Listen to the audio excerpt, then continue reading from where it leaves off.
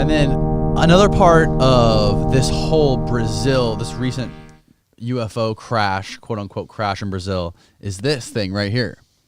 The part of the map, if you go on Google Maps and you go to this exact spot, people are claiming that for some reason, this part of the map is completely whited out. And I mean, it's like the shape of a flying saucer in a movie. And here's what's funny. But why is that GT. part? Why is it blacked out? Why is it whited out like that? One of the guys actually said that it's a sun glint.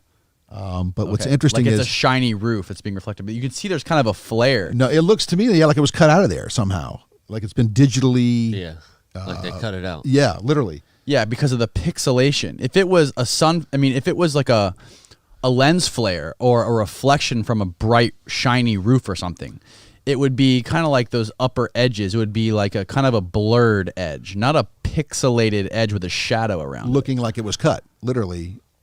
That's Google Maps. This That's is Google Maps. Earth right here. Yeah, Google Earth. Same thing. Yeah.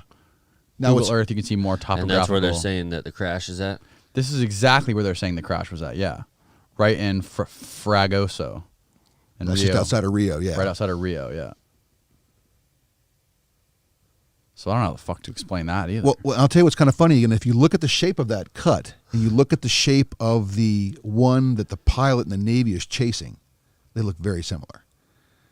Very similar to that. How do we see what the pilot in the Navy... Oh, in the video. In the video. In those videos that were released by the Pentagon. Correct. Okay. And it looks like a kind of like a top, but it looks like a UFO, a saucer shape, but it's got that odd, peculiar something in the middle of it bump.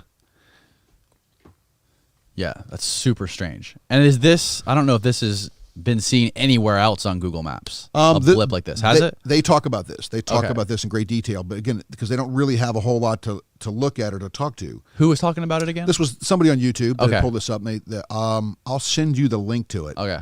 That basically just kind of outlines what they think's going on, because they actually at some point in the Instagram I'm looking at, looks like they launch rockets, and you hear them going off in the background. And again, it's Brazil is very militant in their thinking. The White House has actually missiles and buildings around them, so if an aircraft tried to crash into it, they could knock that thing out of the sky. I don't see why the Brazilians wouldn't have something similar to that, especially because we work with the Brazilians a lot. We trust them. They're listen, at the end of the day, that we're all on the same team. Yeah, it's kind of fucked up to think that if a UFO actually crashed in Brazil, the first thing human beings do is start fucking shooting it. I wouldn't put it past. Listen, with this whole we are fucking barbarians. look at the coronavirus. Look how many people are buying into the whole mask thing. And I know there's some people out there that hate me for saying that, but I got bad news for you. All that does is prevent you from giving it. Doesn't prevent you from getting it coming through your eyes. Right. It prevents you from like if you cough or you sneeze, it keeps particles and whatever germs away from people around you.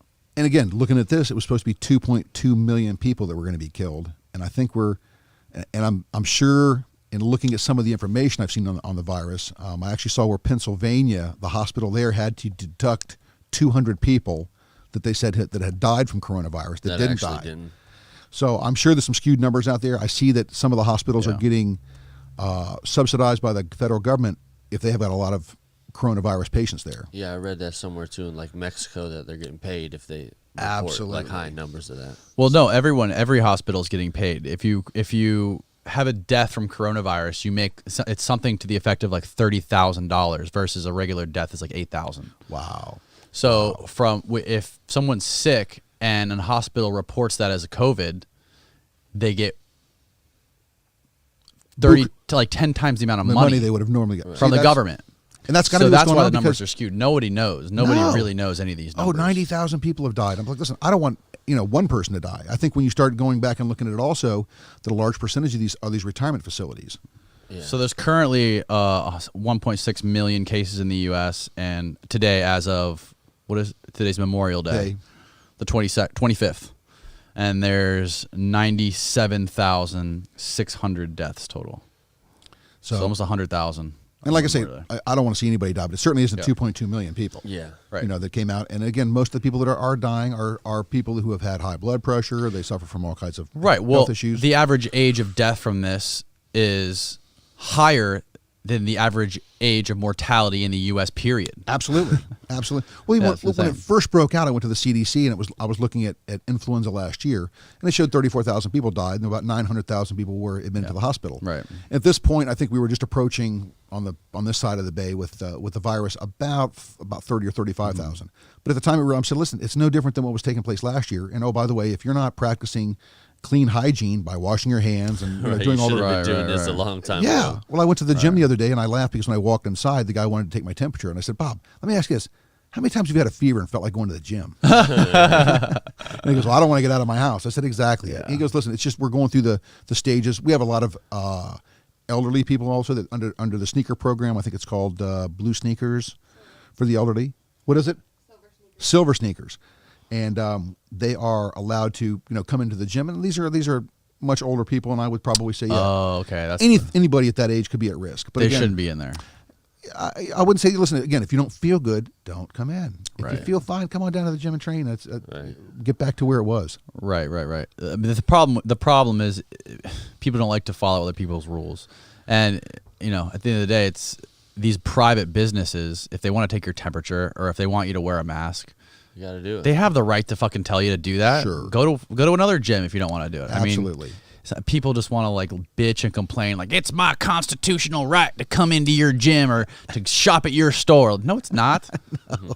It's someone's business, someone's private business. And like I say, man, I get it. At the end of the day, if you're at risk, Yeah. everybody needs to keep that in mind. Yeah, for You sure. know? But I again, at the same time, there's something else that's going on, because as these events kind of unfold in the bigger picture, what is really going on? I mean, you look at, like I say, the Skinwalker Ranch and how all of a sudden amazing this place has become. And you go to Ancient Aliens now on the History Channel, and they've got every guy in the world on there who's talking about Machu Picchu and Tikapoo and all the different places in Peru.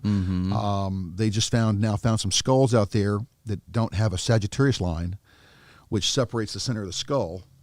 And they initially said that what they do is the inhabitants of this location, and they're going back probably 5,000 to 6,000 years ago, would actually do a thing called binding, and they would tie the head so that the skull became long. And the professor who was teaching the class was like, well, why were they doing that? They just didn't do that one day because they woke up and felt like, hey, we want to tie our kids' heads and make them real long like this. Yeah. He said there had been extraterrestrials there that had this elongated skull, and that they found these skulls. These skulls were 40% heavier, 25% bigger than a regular skull, and had no Sagittarius line that went down the center of the skull. And he Really? goes, and he goes, it also didn't have any mitochondria DNA. Because everything on the planet has that. And again, I'm like, well, why isn't this big news? Where is the awe, the shock and awe over these events and these stories? I mean, are we so used to it now because we've seen every type of, sci-fi show on TV from Star Trek? So nobody believes anything anymore. The thing is there's scientists out there and researchers who have had their research sort of established already. And when new information or new discoveries come out, these people want to discredit it because their egos are attached to their discoveries and to what is already accepted. Sure. So if you've devoted your life to one ideology, to one scientific ideology, and someone else comes in 20 years later and says, no, you guys are missing something, then it's sad that their ego kind of gets attached to it and they just want to like discredit that person or say, oh, that's a pseudoscientist. Oh yeah, and I think that's obviously that's a great point, because I Yeah. see that going on a lot. Like if you look at the Great Sphinx in Egypt, and they talk about how old the Sphinx is, and a geologist actually came out and said, no, it's actually much older than that. And they said, why is that? And he said, because what we're looking at was done with water, not wind, and this was erosion on the side of the actual Sphinx. Right. And he came down and said, well, when it's water erosion, it goes one way, and when it's wind erosion, it runs actually lateral to the ground. And he said this was done by water, and so if you took the planet and kind of reverse wobbled it, they could go back almost 10,000 years to when that area was extremely wet. And he believes that's when the Sphinx was actually put up. It was put up before the Egyptians were there. The Egyptians kind of came into it after the fact. Right. So same thing with Machu Picchu Absolutely. in Peru. absolutely. They say that the people there basically came there and just moved in. They didn't create it. because there's no possible way humans, it would take like 30,000, 3,000 humans to carry one of those, or I don't know how many people they said it would take. But basically those things are 10 tons, 20-ton bricks. And I thought they came from two Yeah. mountaintops away. You know, were they Right. trying to convince me they dragged them, 3,000 miles, even though you could see the other mountaintop they came from, but they dragged them that far? When I had other guys say, well, the Egyptians used rope and they used these logs, and I'm like, who was making the rope? How long was that rope? Was it really that strong? Like, 3,000 men could pull on it and Yeah. Come on, man, really? Yeah. There's something bigger going on. You look at how much they talk today, and they really associate the pyramids with astronauts. Look at the Mayans. The Mayans had a calendar, a 30-day calendar. We liked it so much that we adopted that calendar. And the interesting thing is that the Mayans accounted for the wobble that the Earth has. Yeah. I mean, how do you do that?